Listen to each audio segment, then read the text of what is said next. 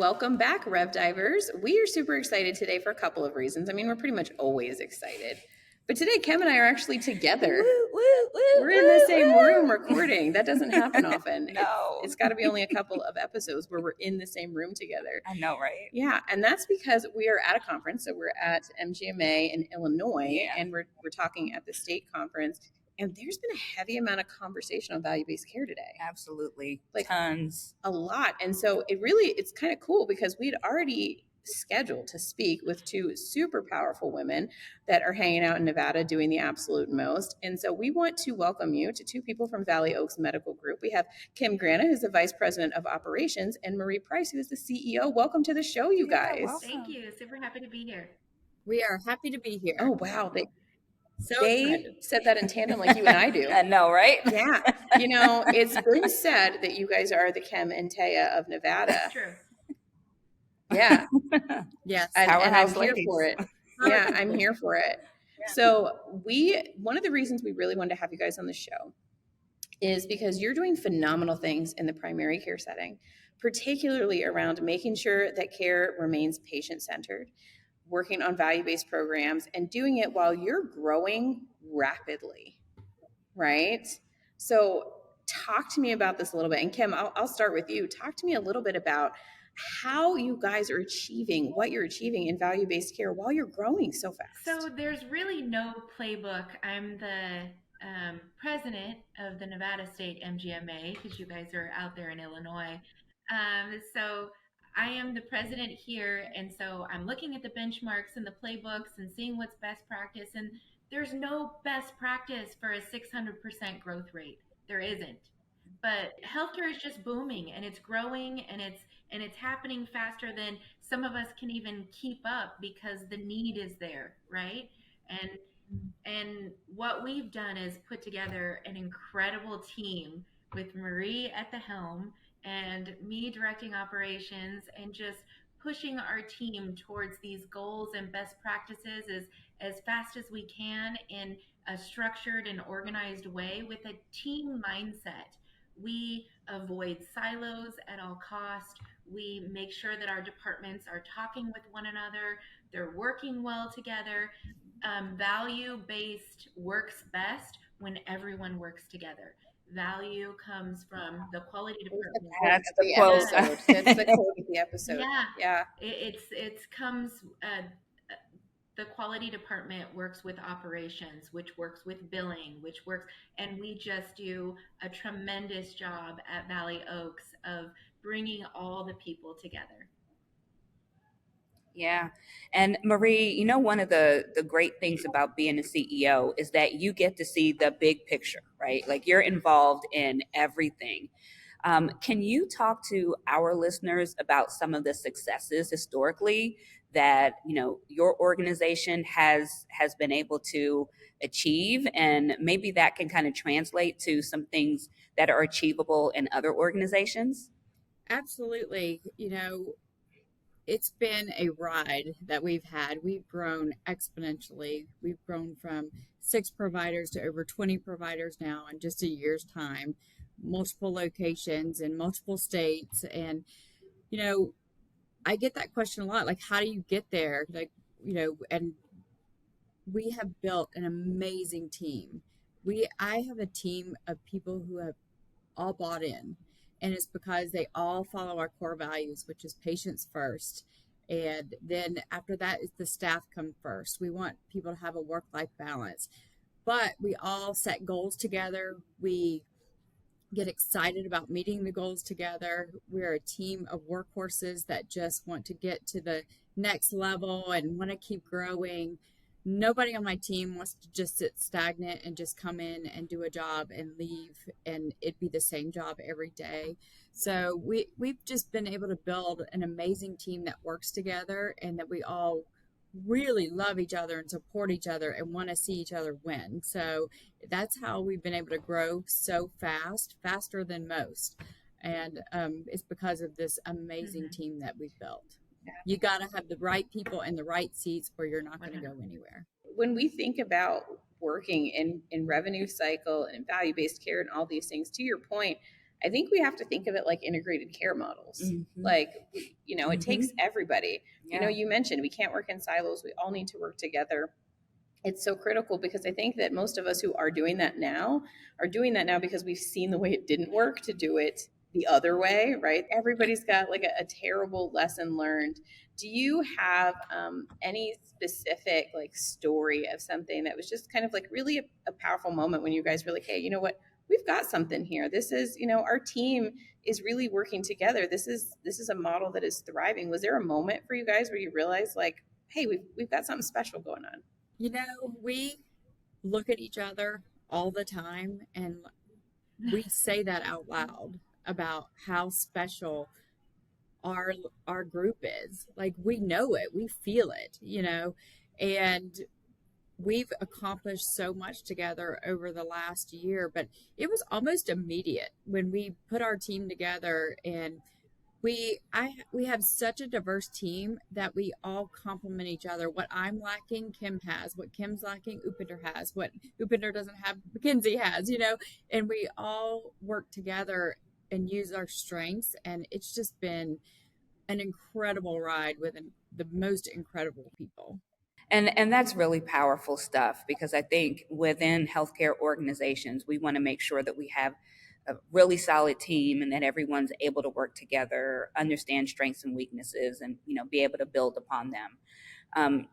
When we think about value-based care, one of the critical components is care collaboration, and taking that team outside of our practices and creating teams in the community with referring organizations, with hospital systems and others.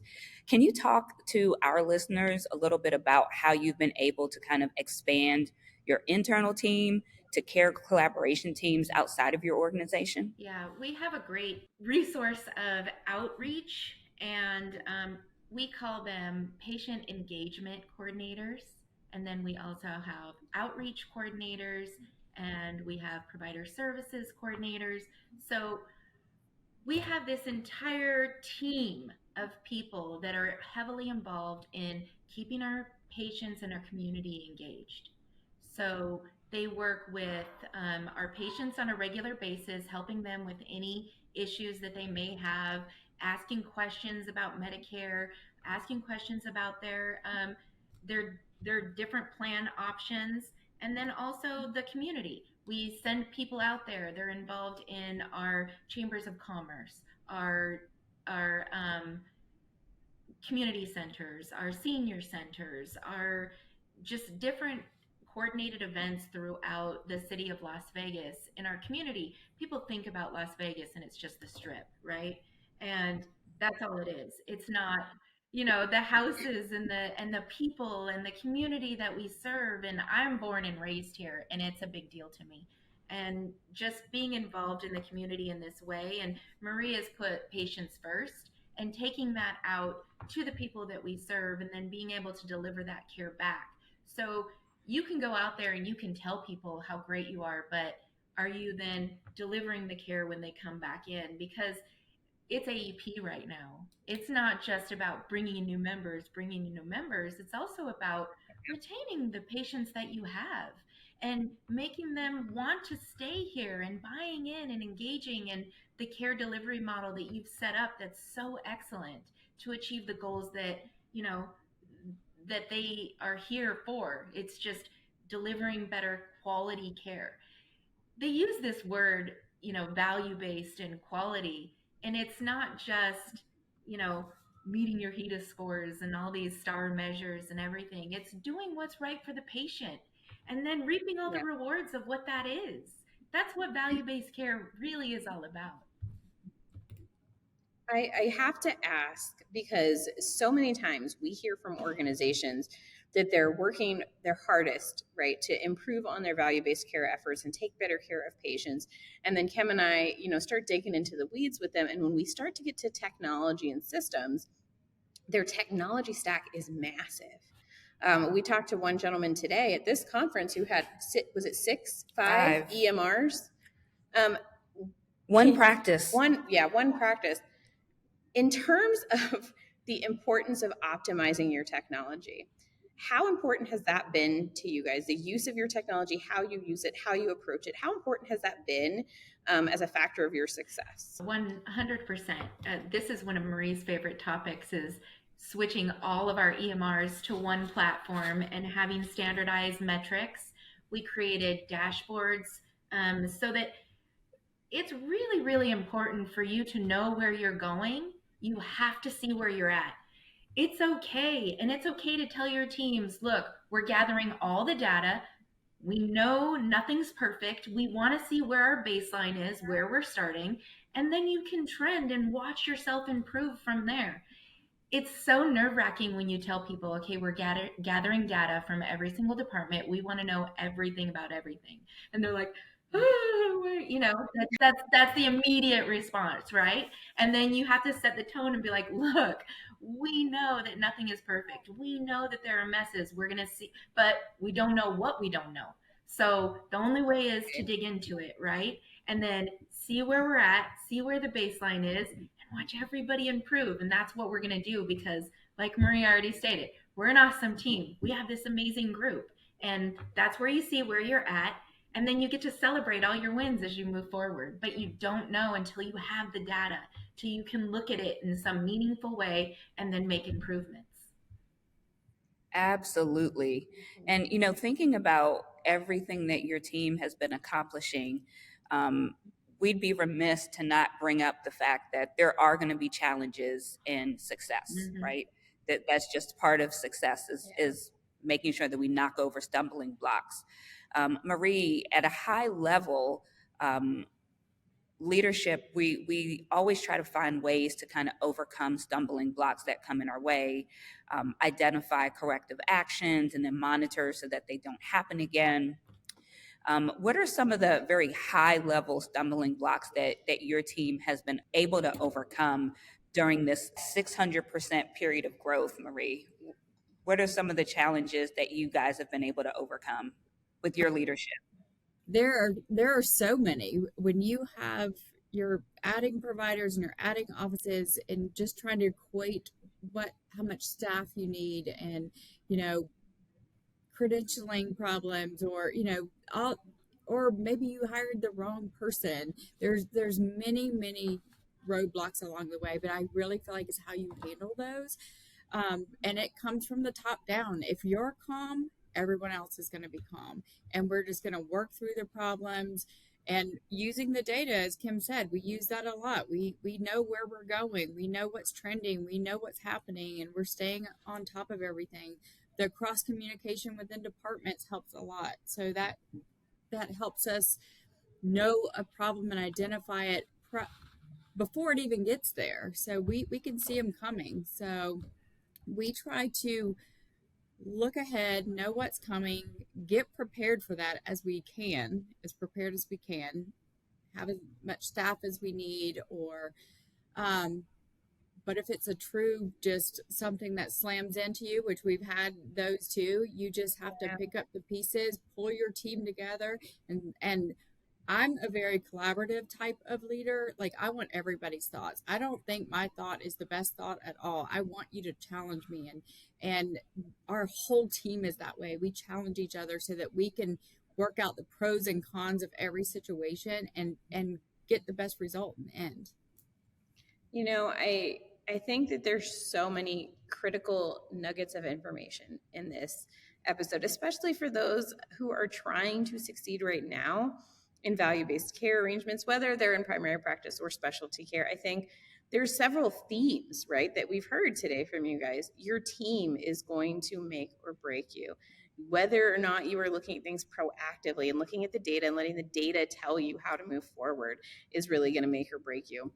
I just think that is so critically important. And I know Kim has at least one more of her favorite questions for you. Yeah, I do. So, thinking about the fact that you are both powerhouse leaders, right? Women at that, which it's phenomenal to see what you all are doing in the healthcare space. Um, Both Taya and I, we've had wins, you know, failures, and opportunities to grow. We'd love for you to share with our audience, our RevDivers, some of those nuggets of information that you could pass on about your career experience to them. Yeah, I have a great one. So it was very eye-opening, and I've been doing this for 25 plus years. Like, this is not new, but I learn something new all the time. And I had an aha moment as a leader recently. And it's this really incredible person who was doing, and she's a leader in her department and doing really well. And she is just like, I'm overwhelmed and I just don't know what direction to take. And I'm like, stop. That's, as a leader, I feel like the best value that you can add to your organization or to your team as a whole is being aligned, is having everybody know what the focus of the organization is, because that will drive how and where they prioritize their tasks and focus their time. And if you aren't constantly communicating that to your team, it can spin them into chaos, because you have to make sure that they have that focus, that they know where they're going, that they keep their forward momentum, that everybody is driving towards the goals that you have set up in the organization. And without that, I mean, pick a department, pick anywhere, and you think it's so great. As soon as you start diving into it, there is just problems after problems no matter where you go. There are challenges and all these different things that you can and do, you can look at and do better and rework and optimize. And but where should you focus? Where should your time be spent? And that's up to your leaders to tell you where your time should be spent. For Marie and me and our incredible team of leadership to say, this is where we're going. Patience first. We're in a growth mindset. We have to think about the future. We have to start forecasting what the problems will be. We need to be proactive, or whatever it is that your goal is for your organization. You need to make sure that the people who work for you know and understand, are aligned, and are driving towards that goal. You don't have to micromanage them. They're incredible. You hired great individuals because you are a team. We're an incredible team. We have a team of incredible people that work with us. We just have to make sure that they're on the right path, and that's our responsibility. Yeah, and I think it's also our responsibility to build in a culture where people feel that it's okay to say, I need help. Yeah. I'm feeling overwhelmed. 1,000%. I think I might have a skill gap. I think I might not know something. Mm-hmm. Help me prioritize my task list. I feel a little bit lost. Mm-hmm. Making it okay to say that in the workspace, I think, is incredibly powerful. Yeah. And we start that by admitting that ourselves. No kidding. Yes. Yeah. I mean, it's like you said, it's a top-down effect. Yeah. Marie, what about you? So my answer is going to be twofold. People often ask me how I got to where I am, and I like to give a shout out to my mother for this. I can remember being 19 years old, and she's just like, you learn your job and everyone else is around you, and you will become the most valuable person in the place. And so from that time on, I did that. I would jump in and help everyone else. And I, started in the medical field back when I was 19.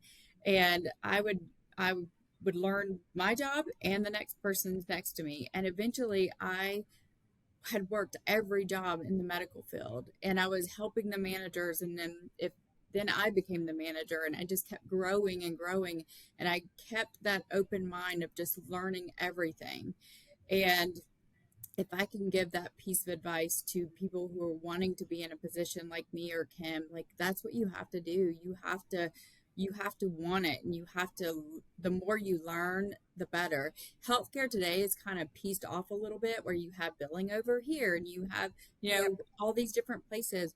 I'm a better cross-functional leader because I've sat in every seat, and for me, I just learned that I was put on the leadership page of Apollo Med, our parent company. And as I look through there, they all have MDs, PhDs, like they have all these letters after their name, and I don't. But what I do have is that I know every part, and it makes me really valuable. And so that will make anyone valuable if they choose that same mindset as they're growing through their careers. And it can be healthcare or anything. Maybe that's good. Wow. Yeah, that's great advice too, to And know your value. Yeah, Yeah, no kidding. absolutely. Absolutely. And demonstrating Yeah. that. yeah, and the other part of that for me is the type of leader that I am, and I'm a servant leader. Like I make people feel comfortable coming to me and talking about their mistakes because I want to serve them. I want to lift them up. I want to make them better.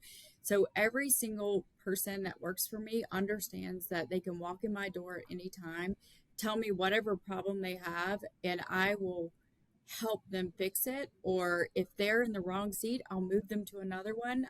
We'll figure out their gifts and figure out where they shine, and we'll work that way. So that no one ever feels like that if they come to me, that there's going to be a positive outcome when they walk out the door. They're going to feel better about themselves. They're going to have a better direction.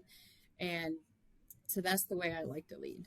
This has been an amazing conversation. Absolutely. Sharing leadership thoughts and innovative ways to build your teams is so important to our audience and to us.